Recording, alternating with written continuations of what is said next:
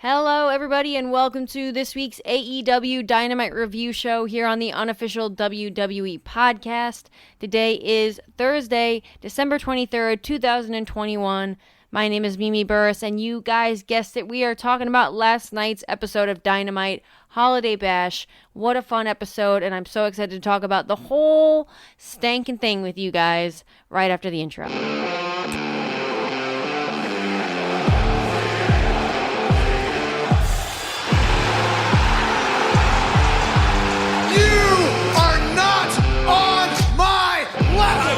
You, cowboy! Sammy!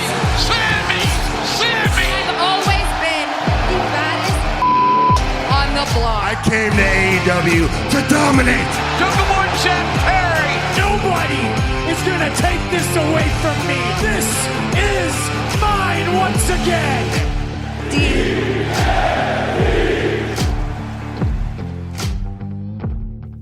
Alright, you guys, I hope you have all had a wonderful week, and I hope you all have some great holiday plans coming up. We got Christmas coming up soon, New Year's, all the good stuff, a whole bunch to look forward to. And if you don't have any fun holiday plans, or you don't celebrate these holidays, or you're like me and you think New Year's is kind of stupid, I hope you enjoy whatever time off you get from it. So, with all that being said though, guys, we are here to talk about the sport, the one sport that does not take an off season, that goes on all year round, 365 days a week, days a year, professional wrestling. And last night's show was definitely probably leaning more on the sports entertainment-y side of professional wrestling, dare I say, on this podcast. However, that is not a bad thing in some cases, and I had a really fun time watching last night's show because I just finished it right now.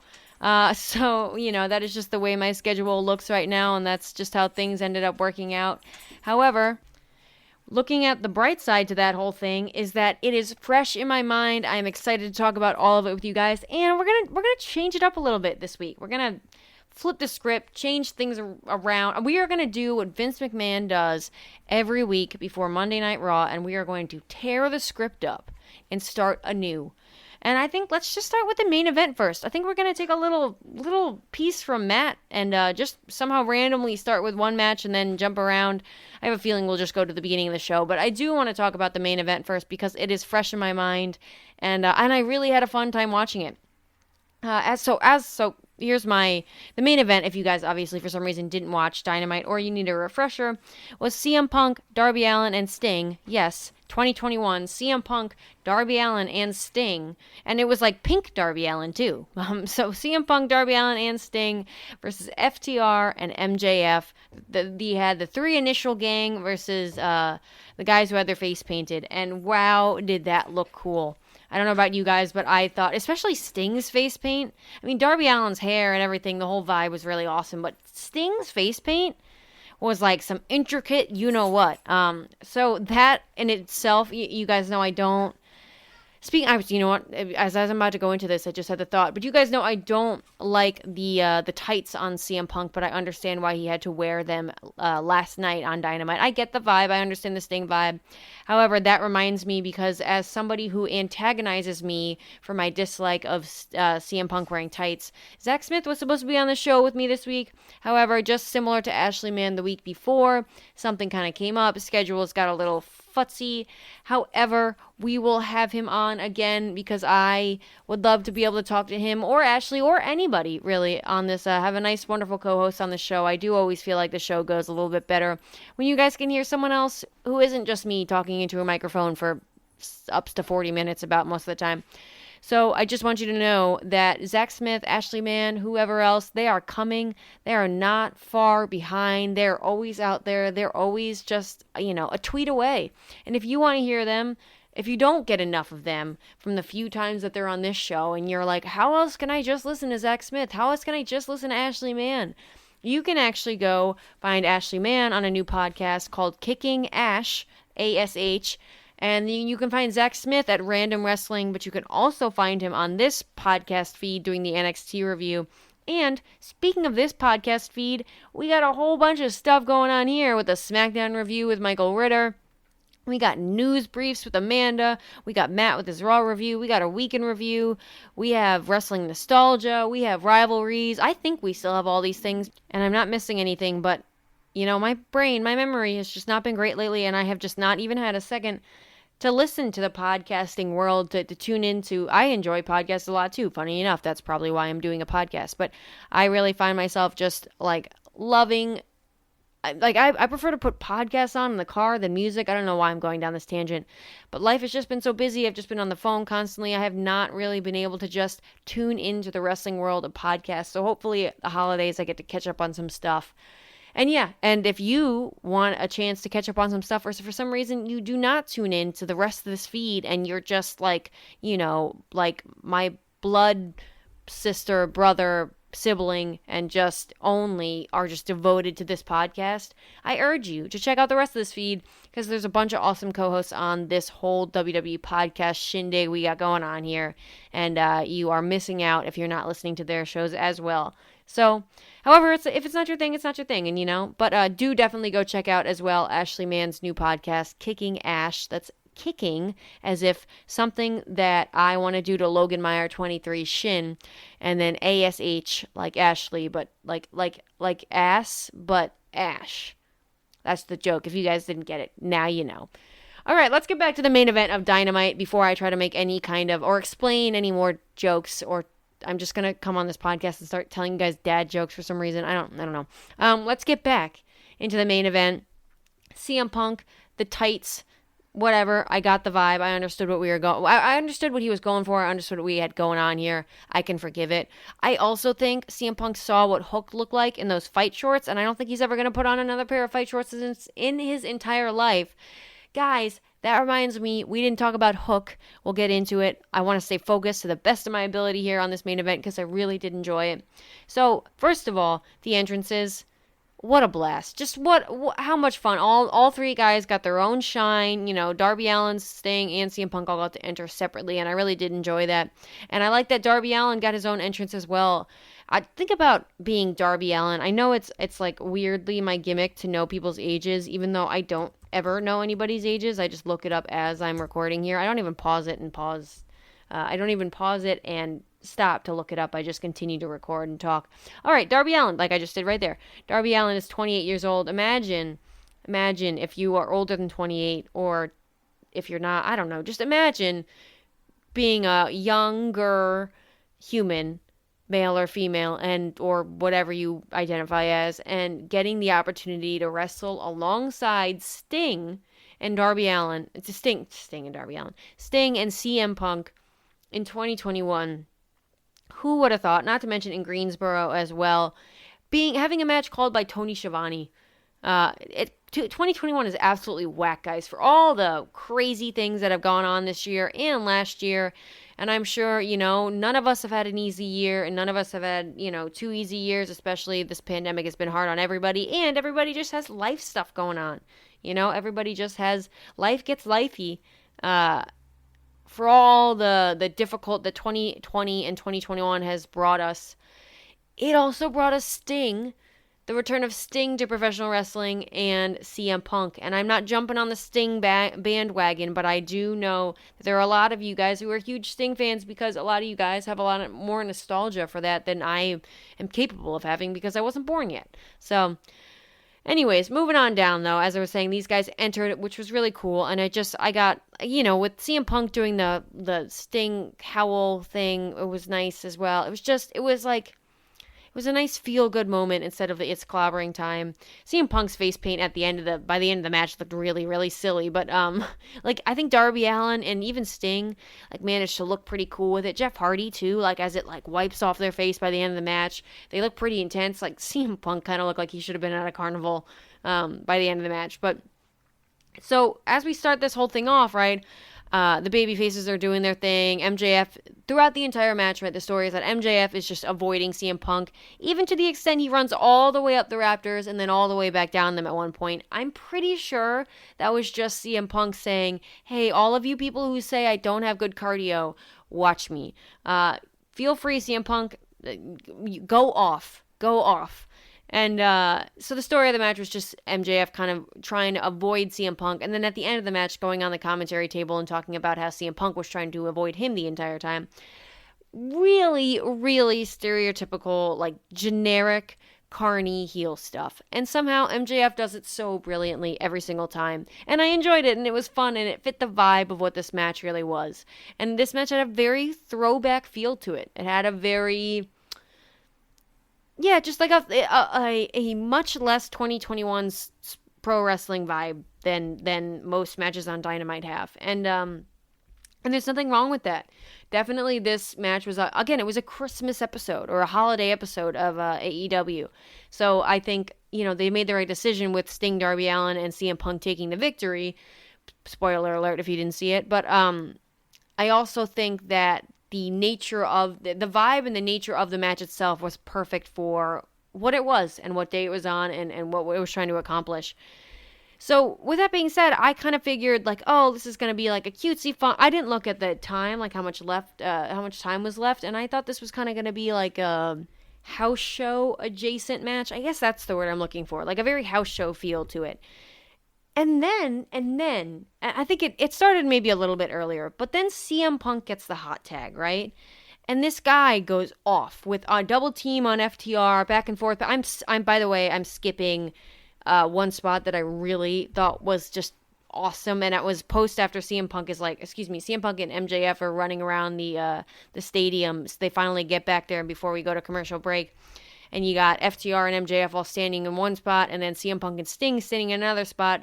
And then somebody takes a rocket launcher thing, and just shoots Darby Allen out of it right at the three of them with a suicide dive. Of course, Darby Allen bounces off them. We got Darby Allen chants. Oh, it was just that was so good to hear too. Imagine being on a team with Sting and CM Punk, and you're getting Darby chants. Again, it must feel awesome to be Darby Allen right now, at least professionally. So I did want to quickly mention that. But so, as I was saying, CM Punk gets this hot tag, right? And just goes off. Like the 2-on-1 attack with FTR. He is, again, if anybody else is doubting his cardio, he's going from here. All of a sudden he's over there. He's jumping off the top rope, a great cross body.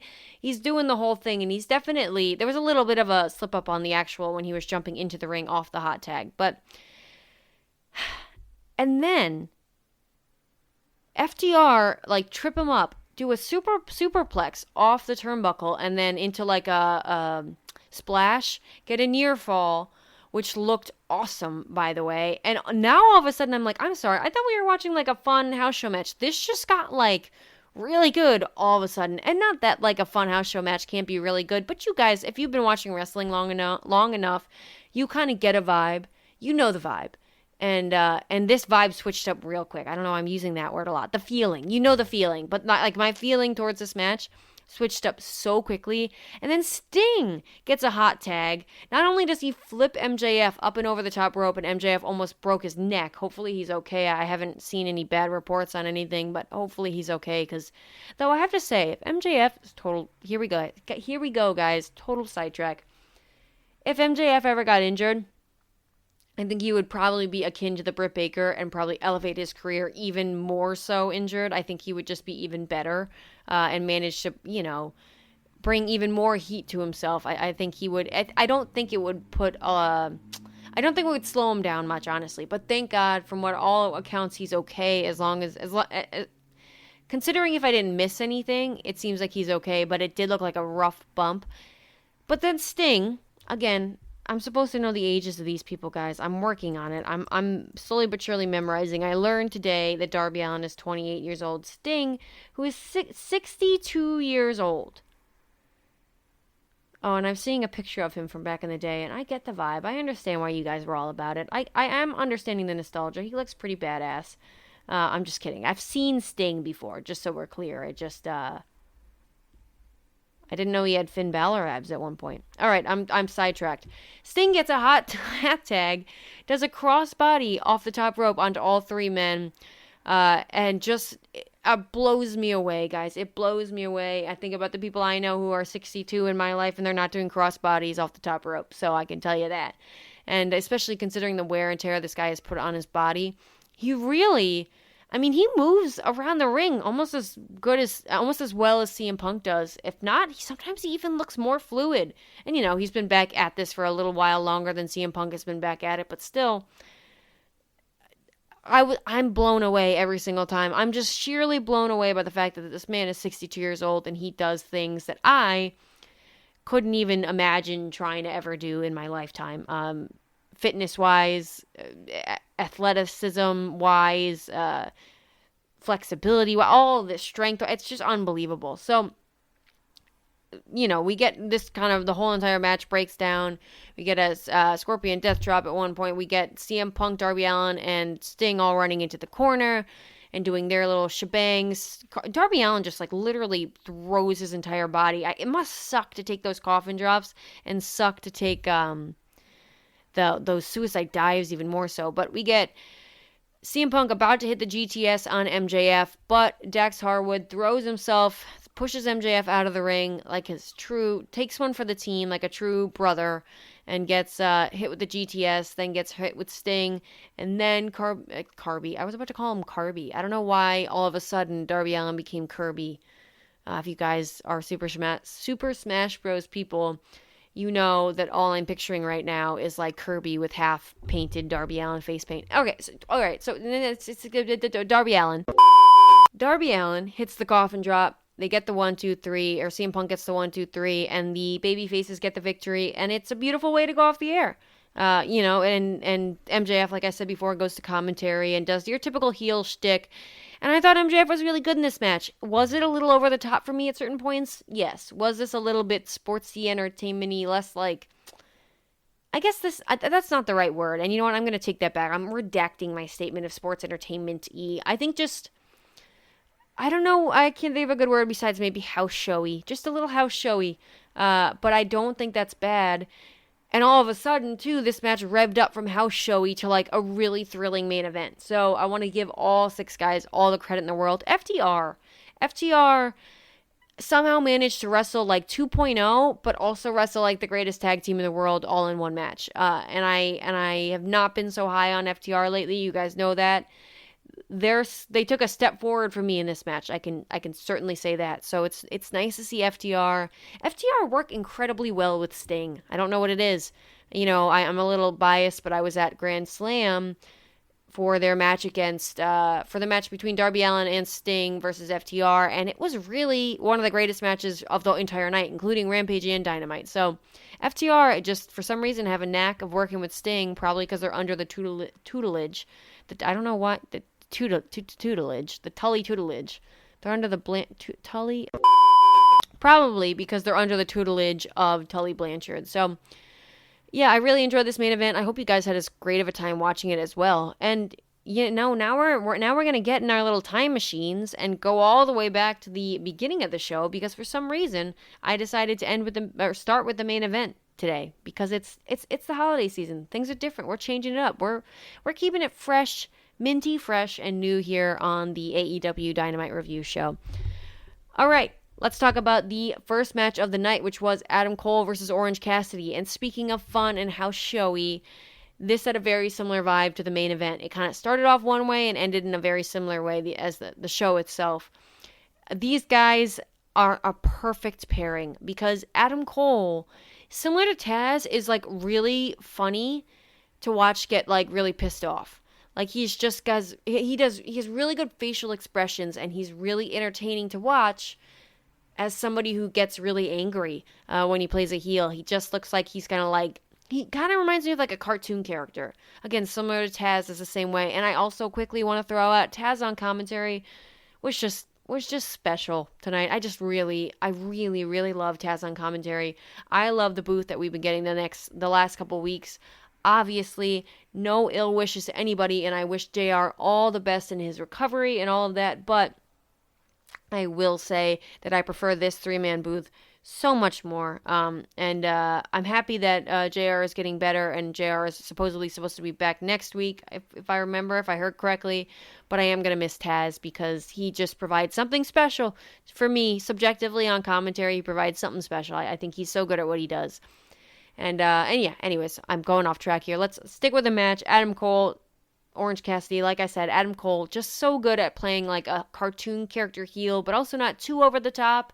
He's just fun to watch get angry, and that's exactly what he did with somebody like Orange Cassidy. And I thought this match did a particularly good job if you have never seen an Orange Cassidy match.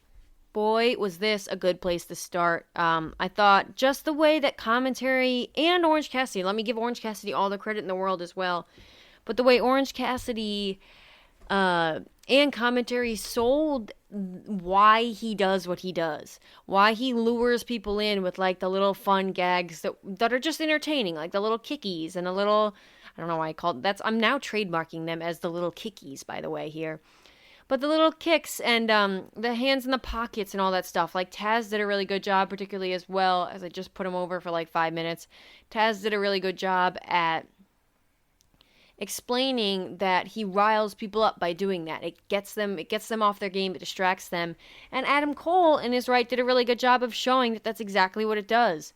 However, the end of this match ended with, you all saw it, Kyle O'Reilly coming into AEW. We found out by the end of the show he was officially All Elite. We had a distraction by Bobby Fish, Kyle O'Reilly coming in, knocking down Orange Cassidy, and then Adam Cole hitting the boom. I think that's what it's called. By the way, we're going to talk about the Panama Sunrise in a moment, but I do just want to finish how we ended this match. So Adam Cole gets the boom, and then we get the 1, 2, 3. We'll talk about the post-match in a second. However, the Panama Sunrise near fall and the Beach Break near fall, but particularly the Panama Sunrise near fall, is so impressive. And I think we take this stuff for granted sometimes. Or maybe that's not the right terminology, but we don't, like, I love finding those little nuances. Like, Adam Cole, I love finding out that people are even better at their job than I thought they were at their job, particularly with professional wrestling, because I don't think I feel that way about any other job or area of my life. But in professional wrestling, I love finding out that the pro wrestler that I like so much and think is so good at their job is actually even better than I thought they were at their job. And Adam Cole just proved me even more right with this match, because they did such a good job of taking their time and building up to the spot where all of a sudden, I don't even know how we got here, but I'm biting on a near fall for the Panama Sunrise when Adam Cole does not win matches off the Panama Sunrise. If you really see that, he doesn't, but you don't think of it that way, or maybe it's just me, because he always does such a good job of building up to it, and this match was a really good particular example of that. And I really thought that was a really great near fall. The Beach Break as well was a really good near fall, but particularly the Panama Sunrise, considering the very few. It's like the Famouser, but Adam Cole does such a better job. You actually believe it's going to end the match.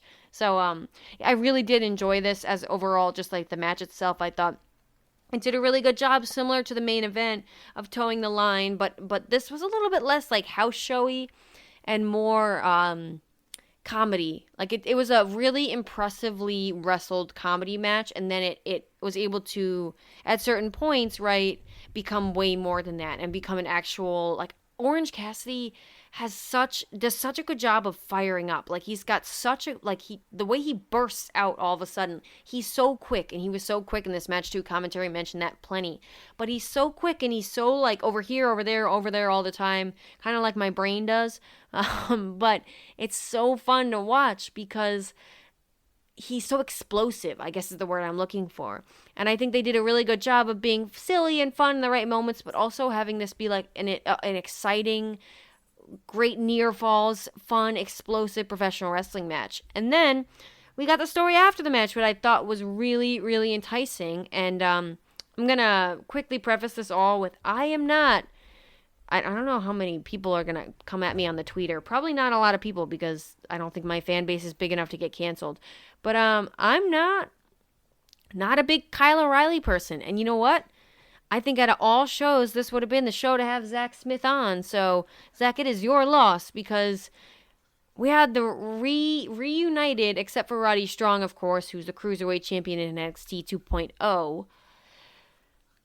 We had the reunited Undisputed Era minus Roddy Strong. We had the reunited original Undisputed Era, if you really want to go back that far. And then the Young Bucks come out. And I like that, it was a little confusing, because it was like Kyle O'Reilly was supposed to be like this present, but at the same time, Maybe he wasn't. Maybe they had a different president. I don't know. That whole thing kind of got dropped, it seemed like, because Adam Cole went, like, back and forth with Kyle O'Reilly a little bit, like, what are you doing here kind of thing. But if he was supposed to be the president, God, Kyle O'Reilly for president, 2K24. If he was 2K25, if he was supposed to be the president, why was Adam Cole, like, acting the way that he did when Kyle O'Reilly interfered? I don't know. Maybe it was because he wasn't supposed to interfere. It doesn't matter. End all be all. The story of this match is really cool. The story of the post-match is really cool. Adam Cole, Bobby Fish, who, by the way, has the best facial hair in professional wrestling, and Kyle O'Reilly reuniting the Undisputed Era, OG minus Roddy Strong. I said all that before, though, and just, like, totally forgot to make my point, is that I'm not a big Kyle O'Reilly person. Maybe I did say it. I don't know, guys. It's been a long day. I'm not a big Kyle O'Reilly person. He just doesn't really do it for me. And his last NXT run with his, like, saga matches with Adam Cole for no reason, and, like, let me, Shawn Michaels, look at my hands. Oh my God, what have I done? And his weird little rib tattoo confuses me, and I don't really enjoy his matches. I'm not usually emotionally invested in what he does. I don't think he's good on the microphone.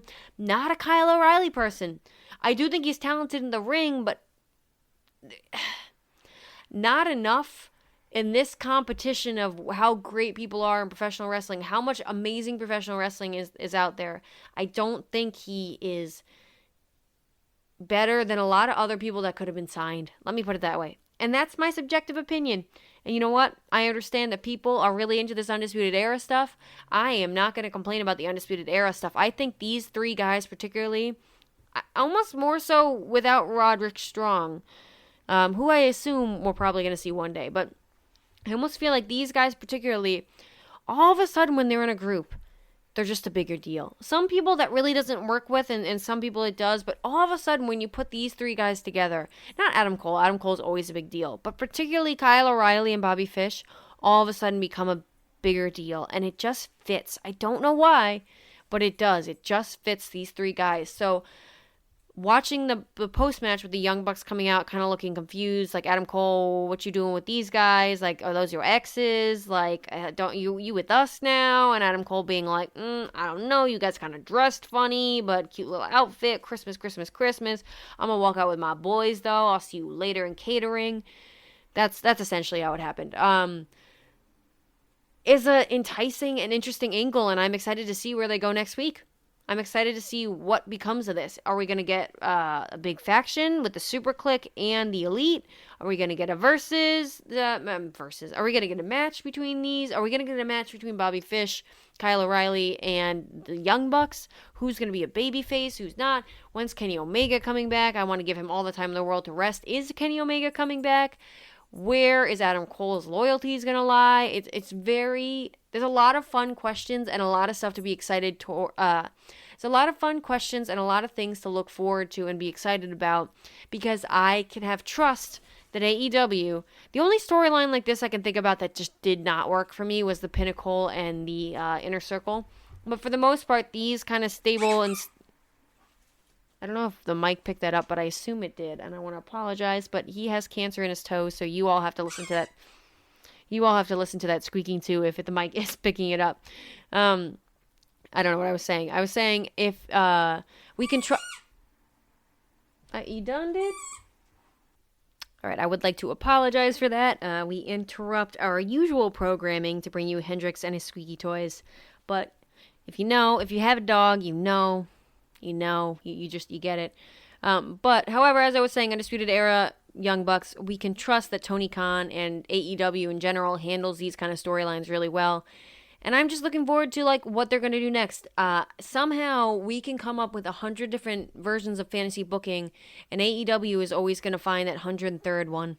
I don't know how they do it. They always do, though, and it always ends up being really awesome.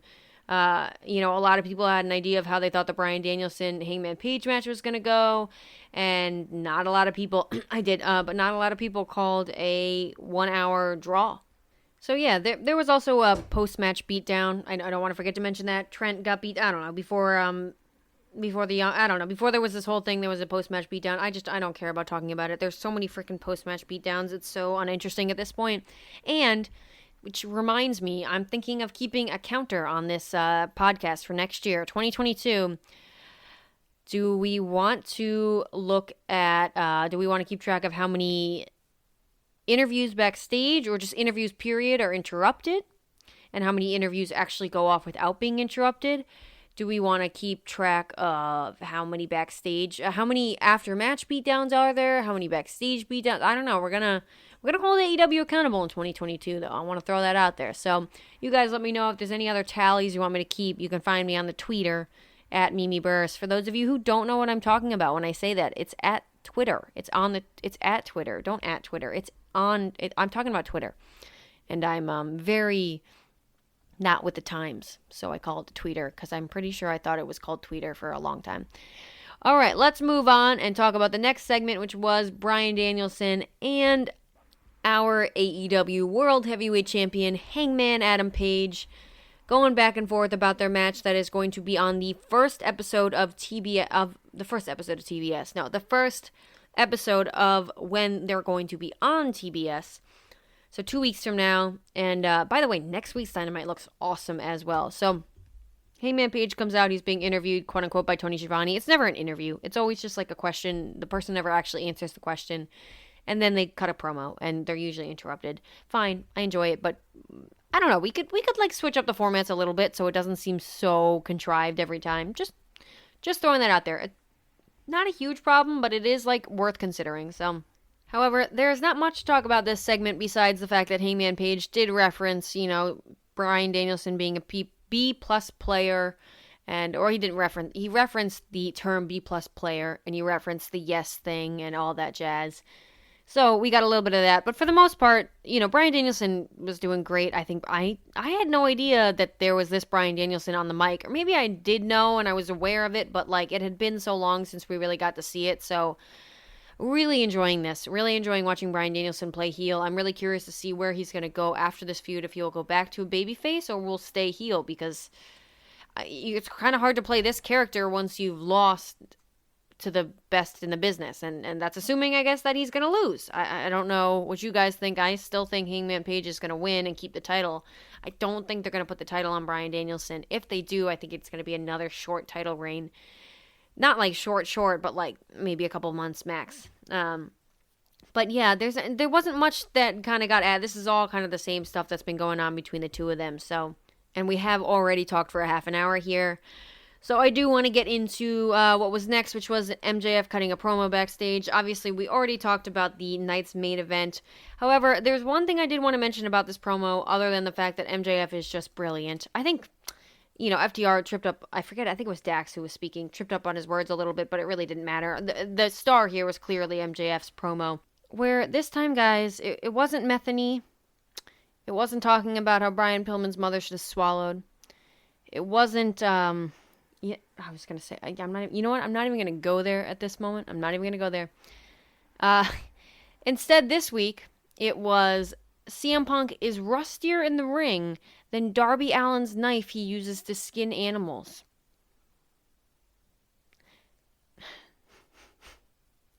This man can literally get away with saying absolutely anything.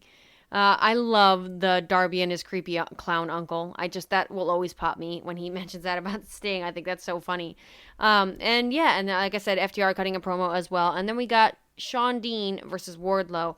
But I did want to mention, this match is nothing we've seen. Literally the exact same thing we've seen the past couple weeks. I understand why they have to do it, but I don't have to analyze it because we've already analyzed it on the show. And if you want to hear my analysis via Wardlow and Shawn Spears and this whole thing that they got going on, you can tune into literally any of the other past weeks, because I've said pretty much the same thing every week, and it's that Wardlow is awesome. This is great. I enjoy the slow burn, but there's not much else to add today. So... but during the interview, the backstage, or not interview, but the whatever, I didn't need him to be like, I didn't need the cameras here for this. I think you did need the cameras here for this because you spoke directly to the camera. So that part didn't make sense. I wish they would either just like acknowledge the hidden camera stuff and like stop doing hidden camera stuff, or just like do the hidden camera stuff. Make a decision. No more gray area. It doesn't work for you. AEW, don't stop that. But yes, so I wish that they would do that. But what I wanted, this was all supposed to be a compliment, I promise. And it was that MJF was standing, this again, I could totally be reading into this stuff, but I really think that this company, and specifically the wrestlers in this company, paid this much attention to little details for little marks at home watching on their computers like me. MJF's kind of slightly sitting in front of Wardlow as he's cutting the promo. He's sitting right in front of Wardlow. Right? Cutting Wardlow right out of the shot, sitting right in front of Wardlow, who's a big guy, but you cannot see him while MJF is cutting his promo, and I thought it was something worth mentioning. So, little by little, guys, little by little, Wardlow, MJF, this feud is a slow burn, and I'm loving it. Another slow burn feud I'm loving, if I forget to mention it, because we're going through, is this Christian Cage Jungle Boy thing they got going on with Luchasaurus as well. I love that shirt too. If I had money to my name, I would buy it for Christmas, but sadly, that is not the case. So, we're not talking about sad things, though. We're talking about this wonderful, wonderful backstage thing that they had going on, where, again, little by little, we're watching Jungle Boy get a little bit more edgy, for lack of a better term, just a little bit less white meat baby face, and every single time Christian is calling somebody a dipshit. So, like, this time we had Jungle Boy.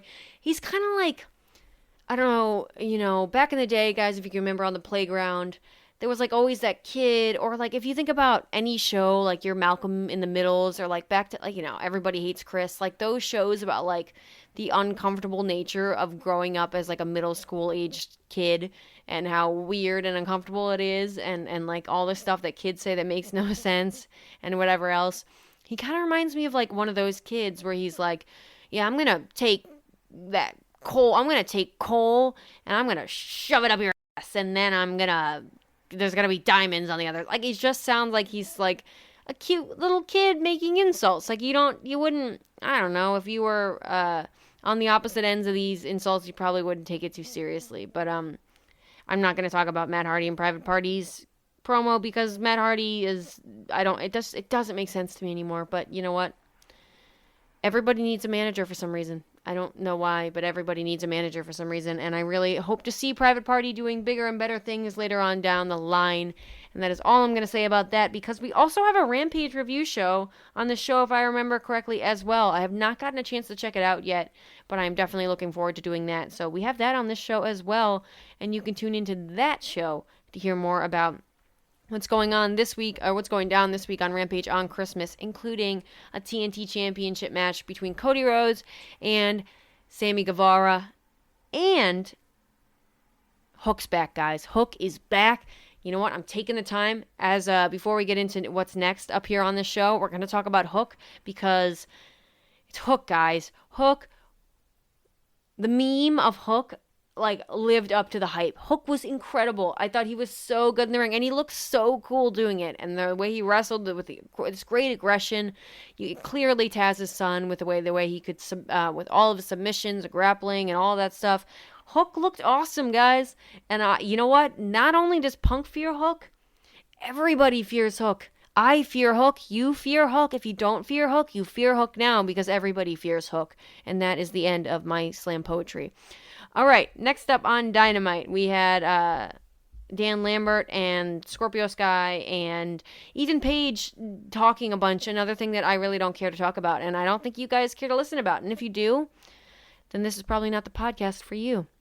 And apparently, I'm not done with the slam poetry, because I'm still going. I'm a poet, and I didn't know it.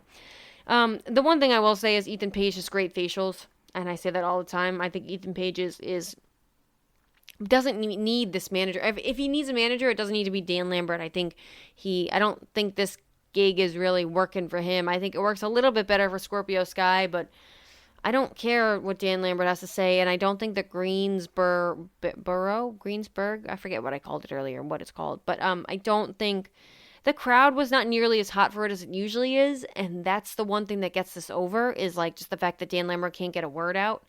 But when you really listen to what he's saying, it's all just nonsense, and I skip through part of it because I don't care that much. It's not heel heat for me this week, at least. It's just annoying and channel-changing heat.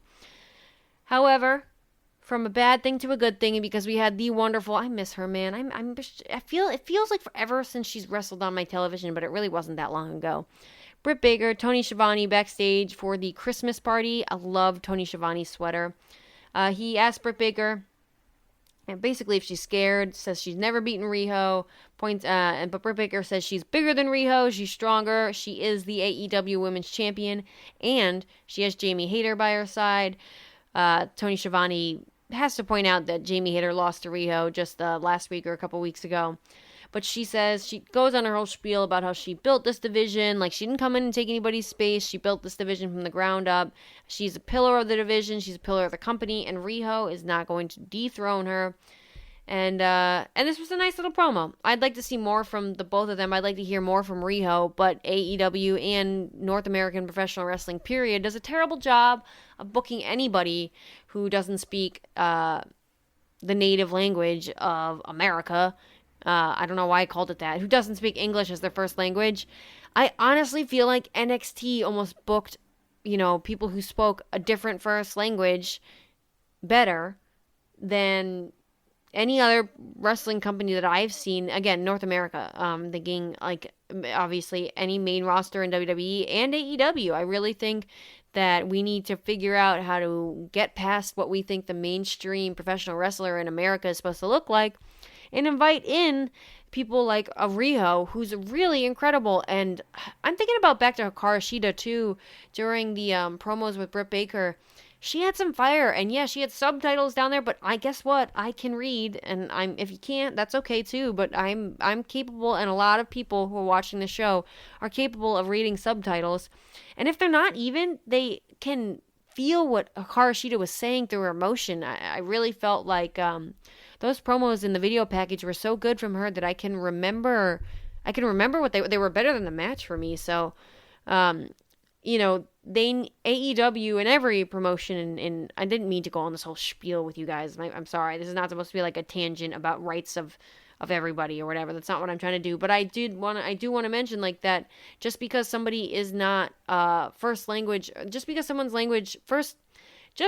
someone's first spoken language is not English, doesn't mean that they shouldn't be getting the same amount of TV time, doesn't mean that they shouldn't be booked in a way where we can look at them just as much of a mainstream star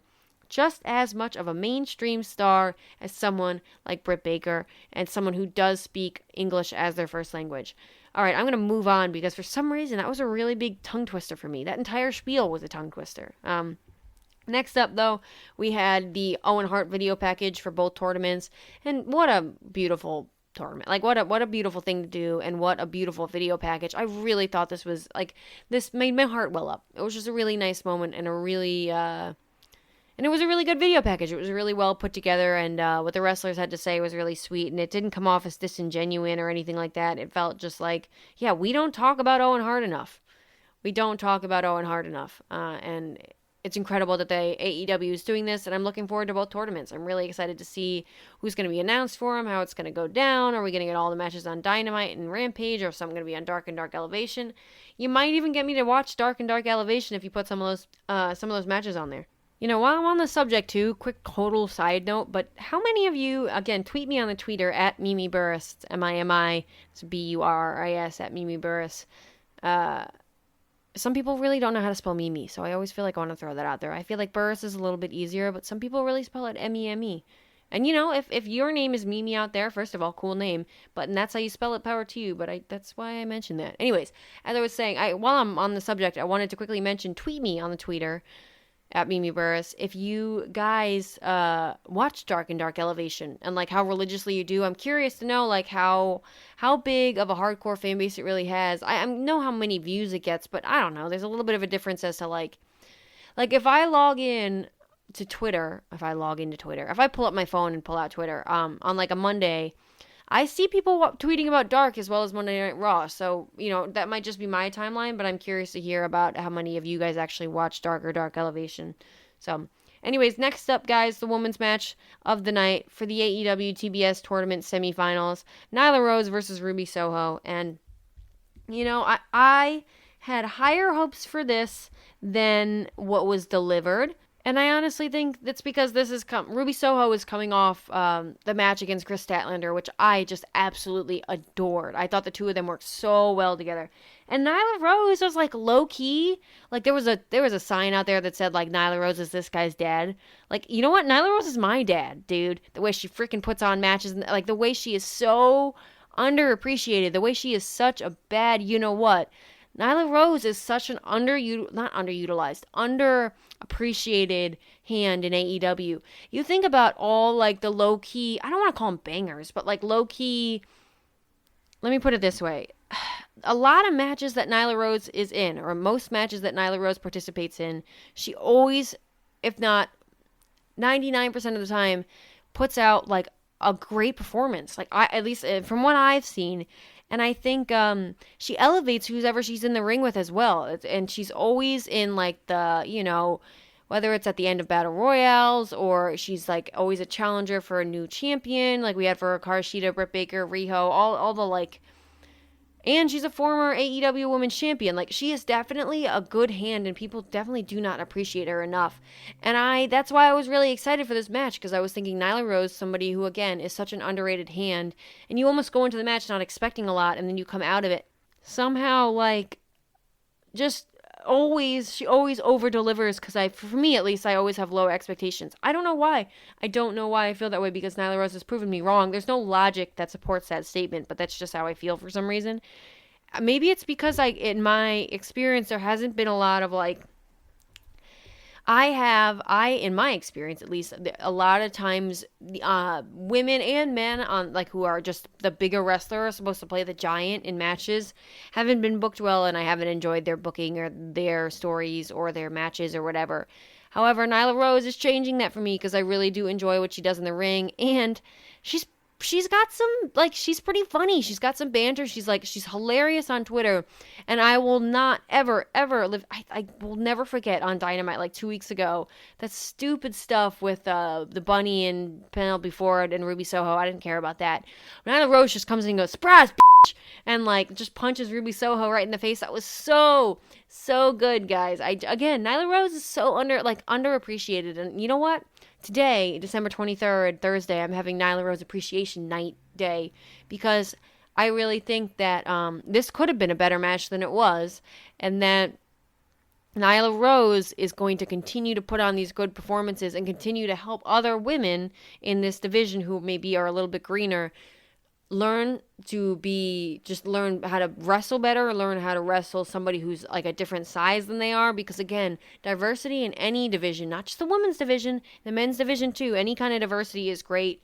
And Nyla Rose, not only does she provide a new look and a new vibe to a match and a new dynamic, but she's also, like I said, just a really good hand. So that's my little spiel on Nyla Rose for tonight. But overall, I wasn't loving this match until the end, and the finish was awesome. Nyla Rose being on the turnbuckle up there, and Ruby Soho hitting I forget what they call it. I still call it the Riot Kick, but hitting her finisher off the turnbuckle like that, it looked really awesome. And Ruby Soho selling her arm. I think Ruby Soho's got all the momentum in the world, and the crowd is behind her, and she's so beloved, and her entrance music is incredible, and I get chills when she comes out still. Like, I'm really behind the Ruby Soho thing. I just think she hasn't put all the pieces together in the ring yet, and I'm excited to continue to watch her grow, and hopefully that she figures that out. I think a lot of people were expecting her to be more of a general in the ring than she actually is.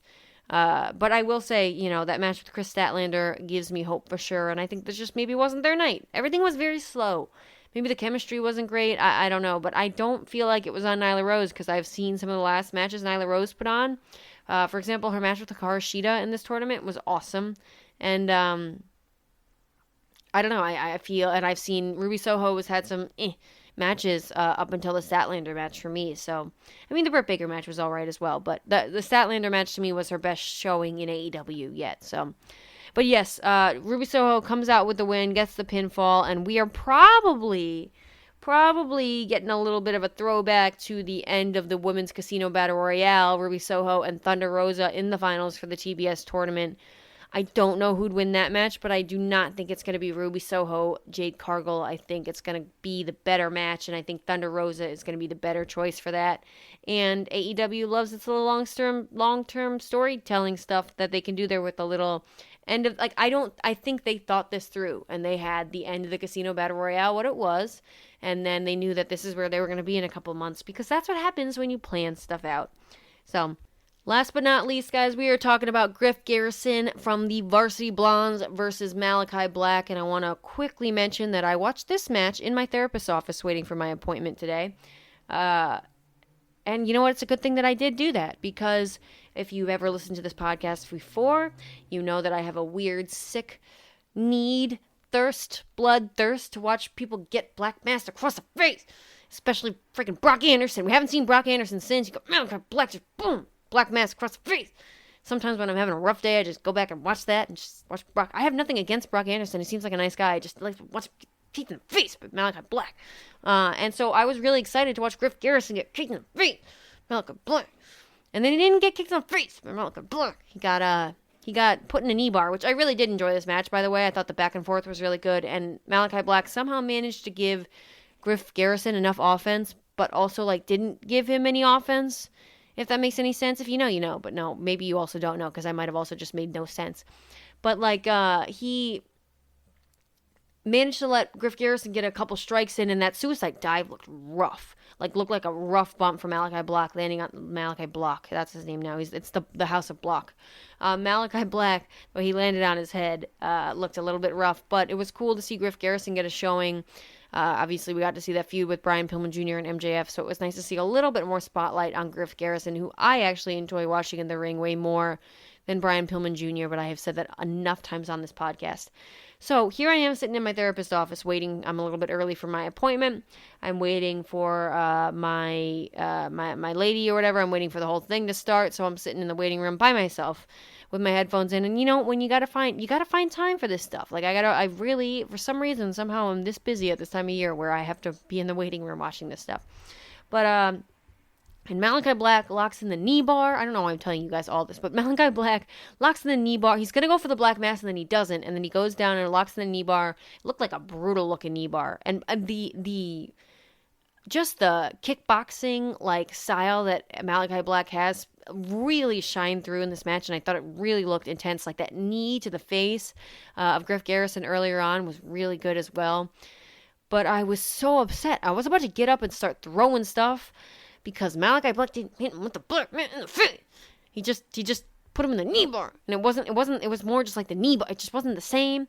And then don't you worry, guys, because Brian Pillman Jr. comes on in, he throws Malachi Black off, and I'm like, oh, it's going to happen. Oh, it's even better than I thought it was. It's not even Griff Garrison it's Brian Pillman Jr. Get free. And Malachi Black does exactly that. He just nails him right in the face with the black mask. Drop my microphone. So yeah, it was, I got what I wanted in the end, and I got a little too excited about it again right now, so I'm gonna probably go, take a nice hot bath. I'm just kidding, I don't have a bath, I live in an apartment. I'm gonna probably go make myself some dinner, and maybe make myself some more tea, and calm down. But, we already talked about the main event, like I said, guys, at the beginning of the show, and I thought overall this was really fun. Somehow I thought I wasn't gonna have a lot of analysis about this, because it was a holiday thing, but we're going over an hour at this point, so I'm gonna hop on off here. I'm gonna go make myself some tea and calm down. If you feel like you need to cheer yourself up, the way I do it is watch Brock Anderson get black masked in the face. I do that. So go ahead, give that a go, or just maybe go do something a normal person would do. And I'm excited to talk to you guys next week about Dynamite. Like I said, go check out the Rampage review show on this show. I know I'm going to. And have yourself a holly jolly Christmas or whatever holiday you celebrate this year. New Year's is stupid, but if I don't talk, I don't know. I can't do math. What's today? Today's the 23rd. Okay, I'm gonna talk to you guys before New Year's. So unless something terrible happens, which tends to be, it's been a pattern lately. I'm not gonna lie to you guys, but unless something terrible happens, I'm not gonna tempt fate, and I will talk to you guys before New Year's. So you have to wait. You have to tune in to next week to hear me wish you a happy New Year. So if that ain't a cliffhanger, I don't know what is. Hope you guys have a great week. Thank you for listening to this show. Make sure, like I said, you check out all the other co-hosts here on the WWE podcast. Sign up for Patreon, $1 a month. You get all these things ad-free. You can also subscribe on iTunes and get all this stuff ad-free. A lot of ad-free options, a lot of exclusive shows like Nostalgia when you do all this ad-free stuff. And most importantly, make sure you have yourself a dang holly jolly good old evening, morning, afternoon, Friday, Thursday, any day of the week, light day. Enjoy the time. All right, I'll talk to you guys next week.